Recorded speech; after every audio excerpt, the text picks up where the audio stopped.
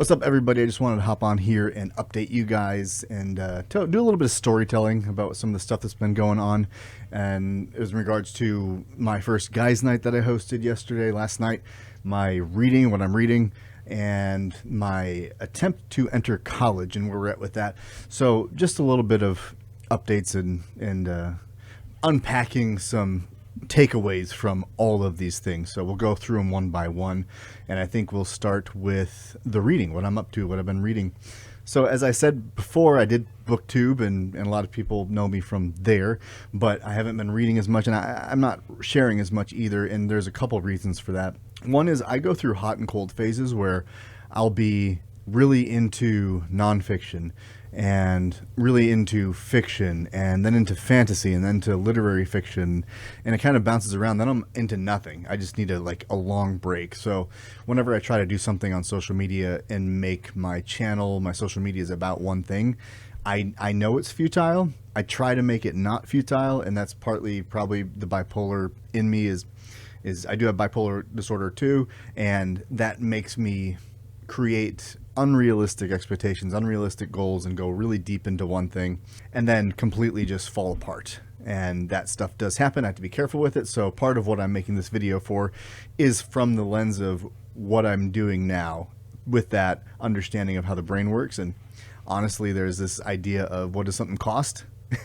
And you don't really know what it costs you until you pay that cost. So I've learned, let me silence that. I've learned through doing these things like social media, getting into different hobbies and passions, and having these radical hypomanias that make me believe I can do all these things that I actually realistically can't. I learned what it cost me. I learned when I did Ironman what the physical cost, the mental cost, the familial cost of what it takes to train and to compete and all of that stuff. The financial cost, literally. Jiu-jitsu, I learned the cost on my body to get to the level I wanted to get to. Reading and trying to be an entrepreneur and a coach, I've learned the cost of that. And some of those costs are very payable, and that's the important part. And sometimes you have to reduce those costs. You have to trim the budget, as it were, and that's what I've been doing with reading.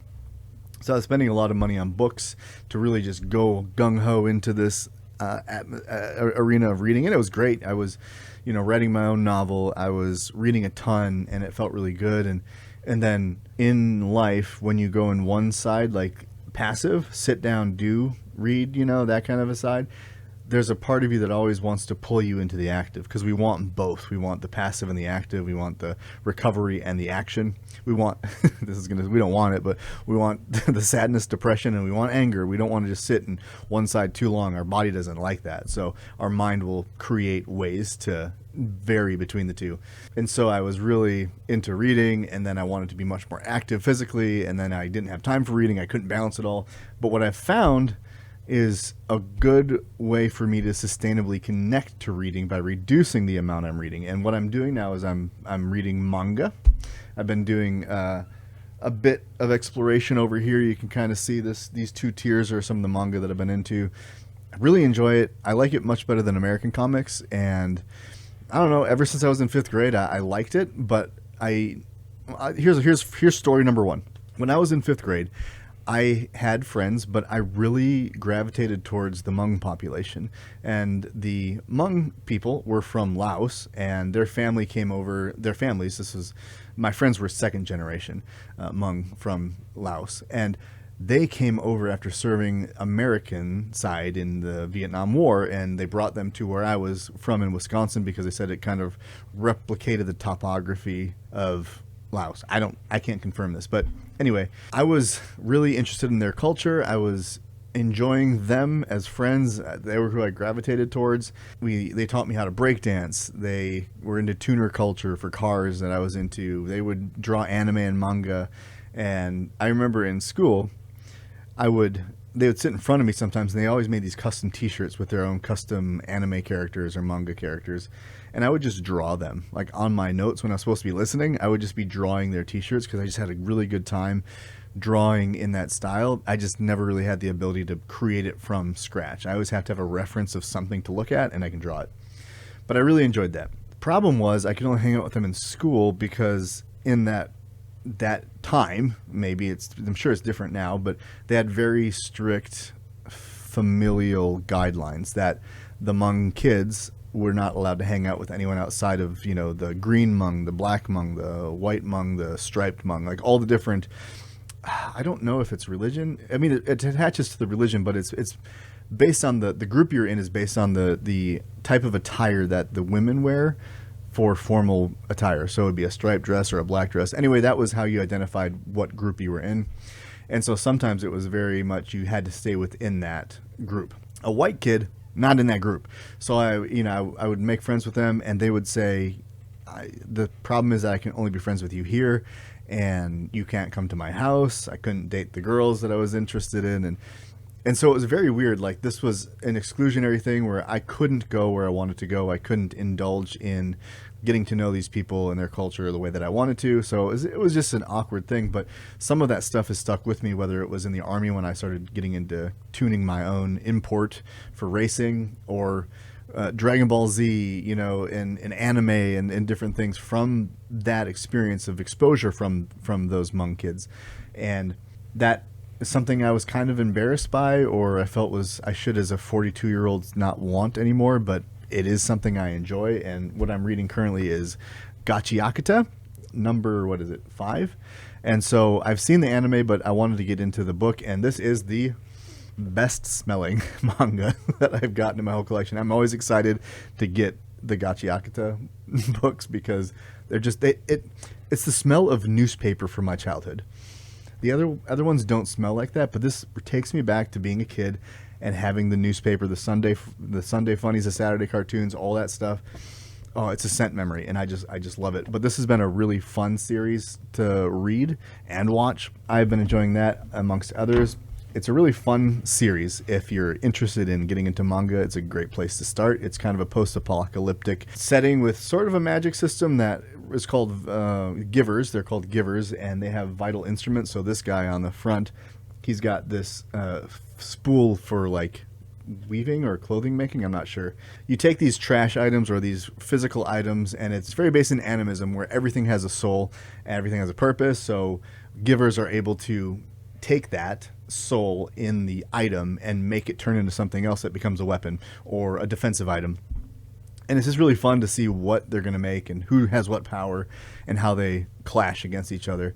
So really fun place to start if you want to ever get into manga, or if you currently read manga and don't read this series. The artwork is great. The story is really fun, funny, intense. It's been a fun ride. Otherwise, if you like the anime, Crunchyroll has it, and it's well worth the watch. I think they have the first few episodes on YouTube or something like that for free. You can go check it out there. The other book that I'm reading is nonfiction. This is Permission to Feel. And I love psychology. I love self-development as a coach, as a wellness coach. This is totally makes sense. I love emotional intelligence. This book by Mark Brackett, it's a slow read. I'm, not really that far into it. I'm still in the first third, probably. It's taken a long time to get to anything that has been educational for me in this book, so I'm not having a great time. It's taking me a lot longer to read the book. I want to get into the meat. I understand what the thesis is, the power of emotional intelligence to achieve well-being and success. I'm not getting there yet. It's been a third of the book is just telling you the setup, it feels like, and it's a slog. So I'm going to finish it, but I don't know where it's going to go. Brene Brown recommended it, so I kind of feel bad that I'm not into it because Brene Brown is hugely influential and has had so much great insight into different topics. And I can disagree with her on some things, like the nature of shame. She says there's no place for shame, but shame is an emotion, and you might as well understand it and figure out what it's there for, because if you feel shame, it's a good message for you to think about, should I? Because what is shame, and should I feel it for this? Like, there is a place for shame. If you murder someone, that you should feel shame for that. Like that I don't think that's wrong to feel shame. That's kind of, you did something you're not supposed to do, and that's the point of an emotion, is to tell you yes or no, and then you decide if it should be a yes or no.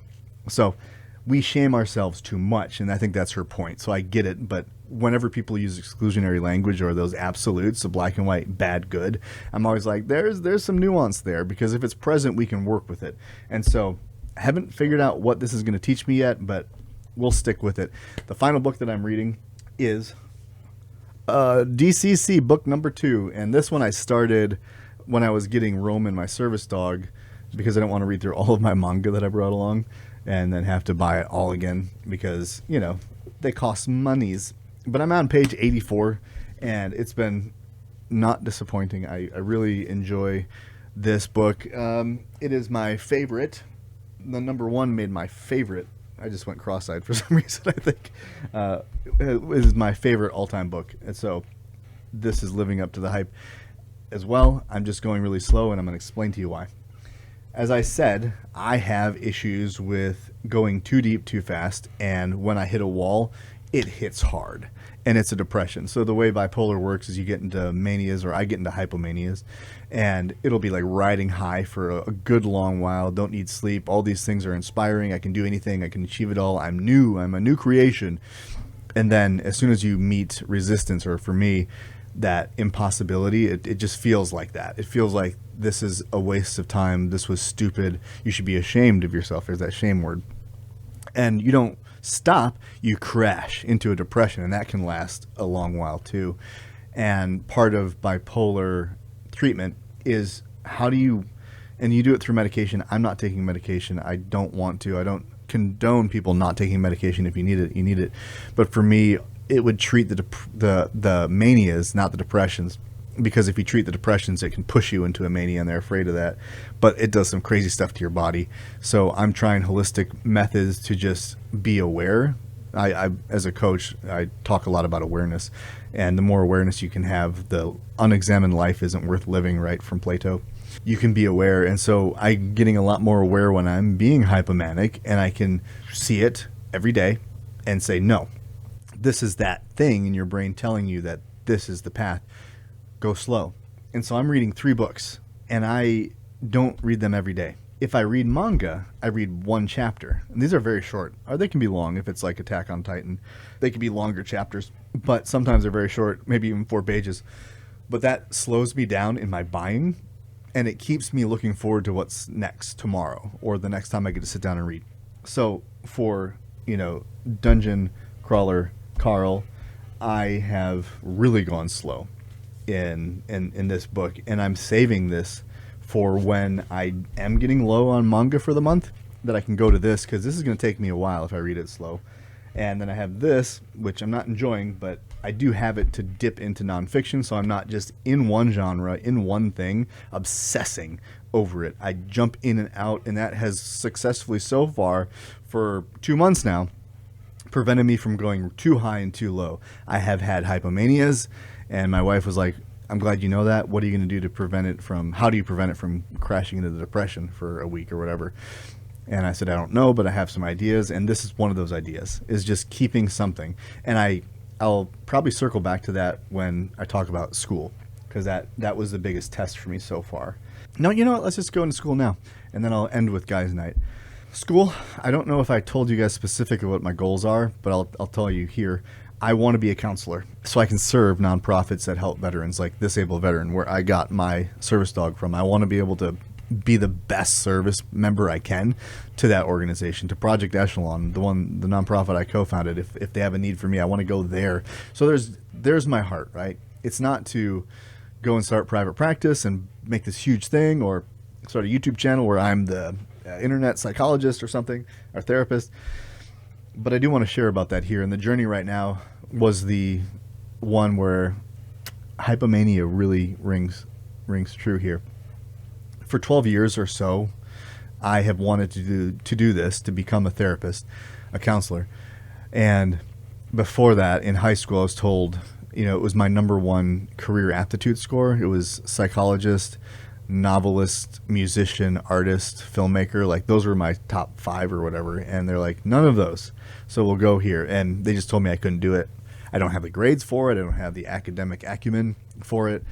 And that was a bit of a lie, I believe. But that was, in the 90s. So I don't think they were far off at that time. But now it's different. But I told myself I couldn't do it.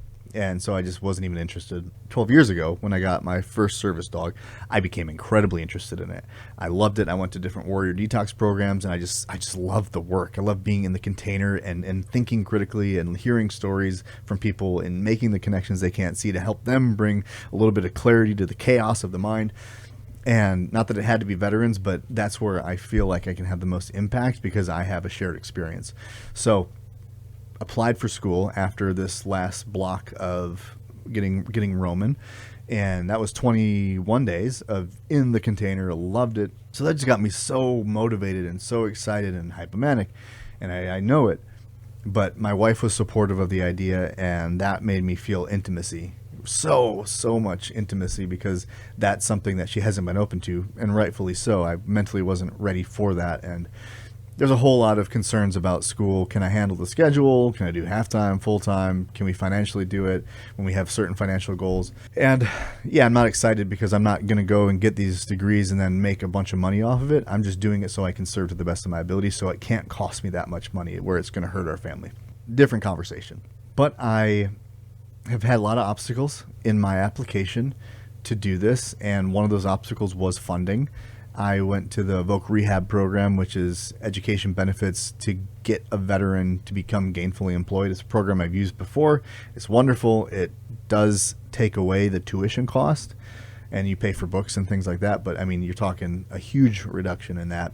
I got approved for the program, but not the education benefits, because they determined, because of my injuries and mental health stuff, that I'm not suitable for employment ever, which that hit me hard.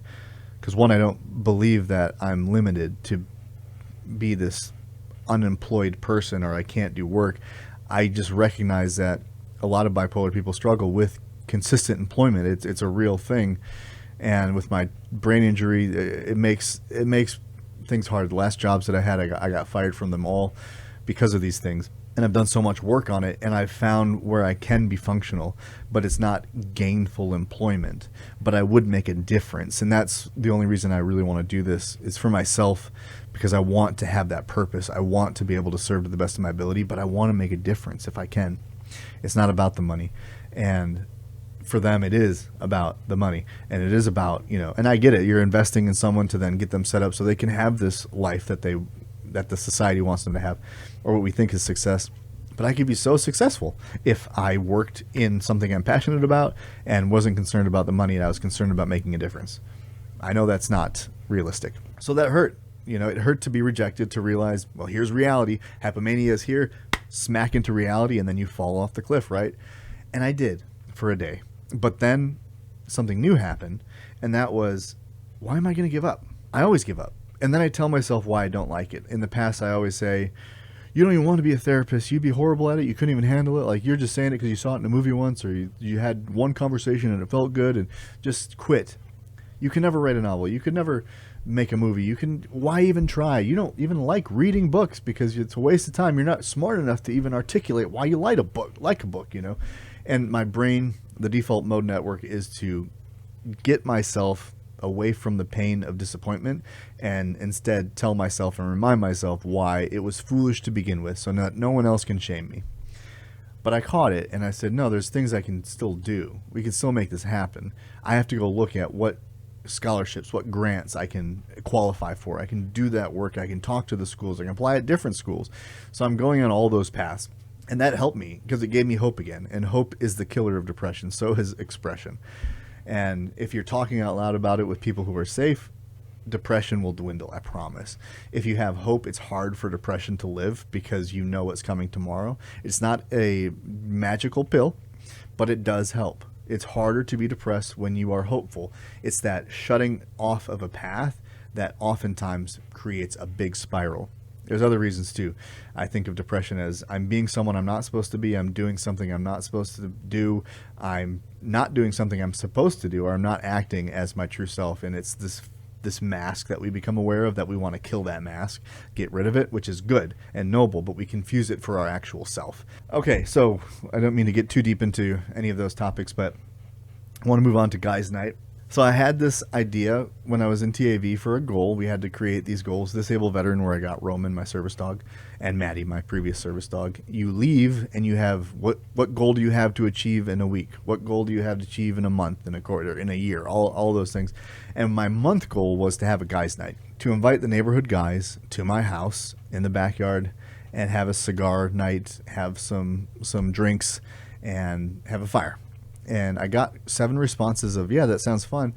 And so I went out and I had a blast curating a cigar collection, getting 3 bottles of liquor, a scotch, a cognac, and a whiskey. And I'm sober, but I love alcohol bottles. I love shopping. I love the sound they make when you tap on them. I love the look of them. I love the branding differences, the names. It's just a fun experience for me, and it was really good to go out there. I'm not worried about drinking the stash that I bought, but it was fun to pair. Let's see, what do I think would pair well with the cigars that I want to get? And so picking based on that was really fun.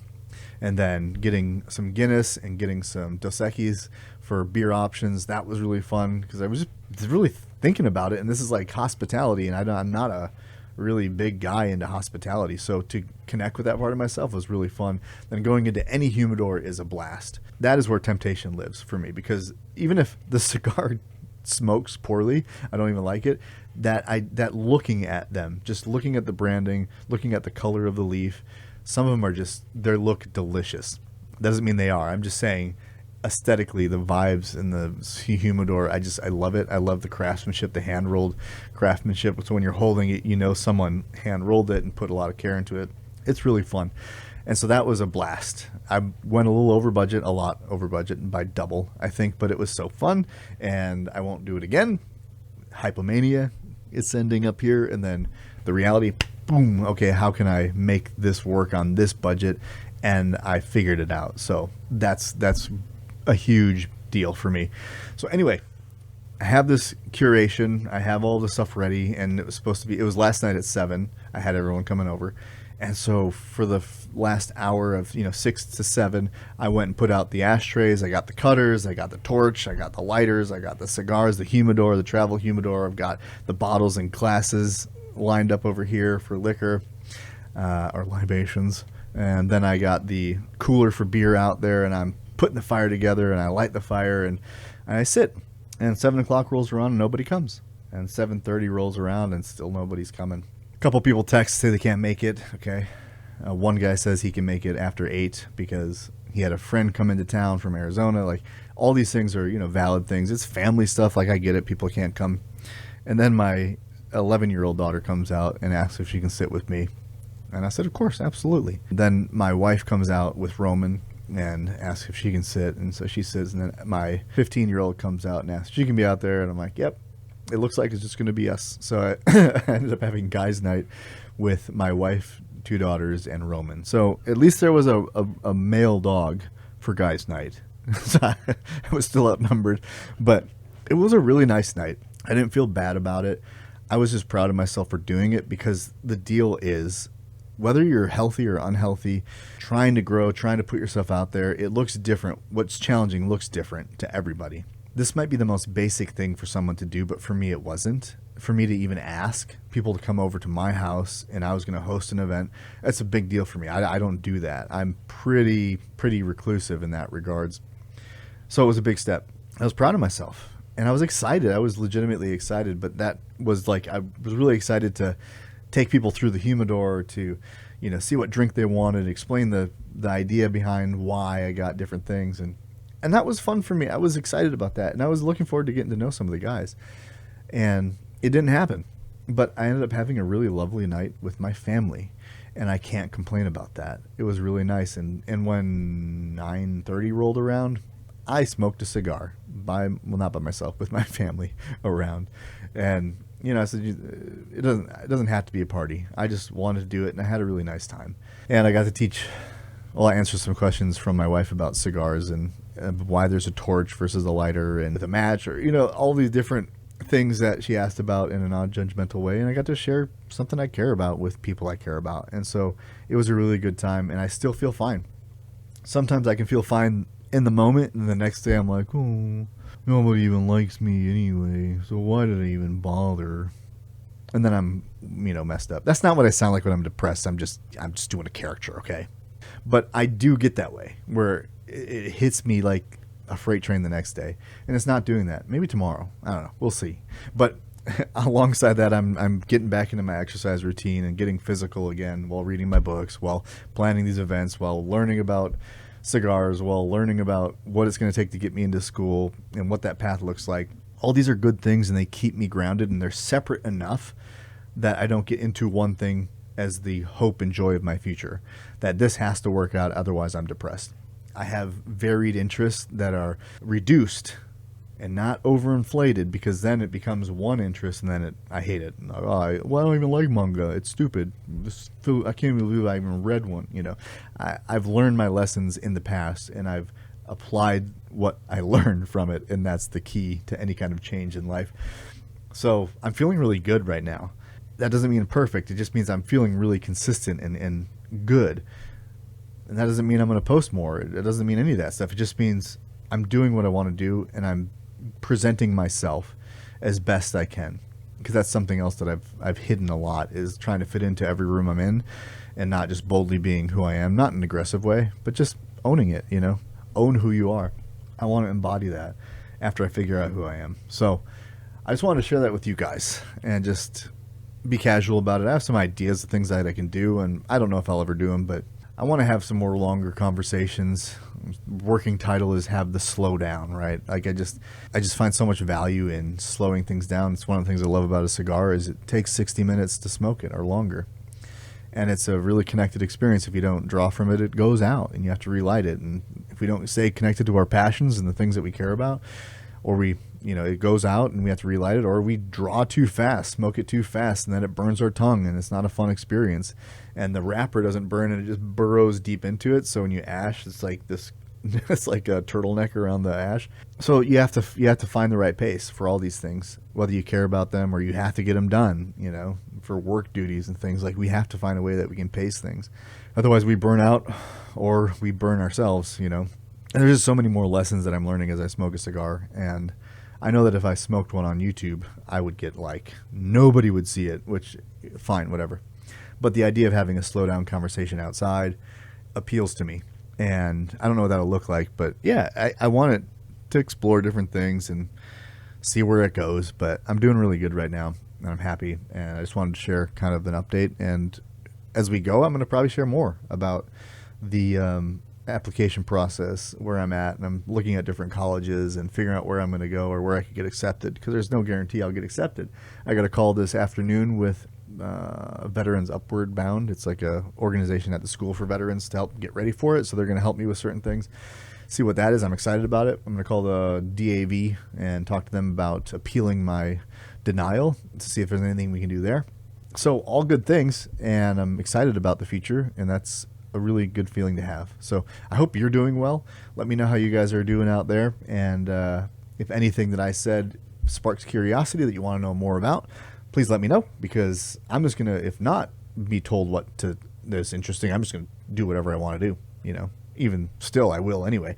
But I like to be able to answer more clearly or lean deeper into one particular area versus another, if that is interesting to someone out there. So that's all for this video. Thanks for stopping by. I hope to see you in the next one, whenever it comes. But until then, journey well, my friends.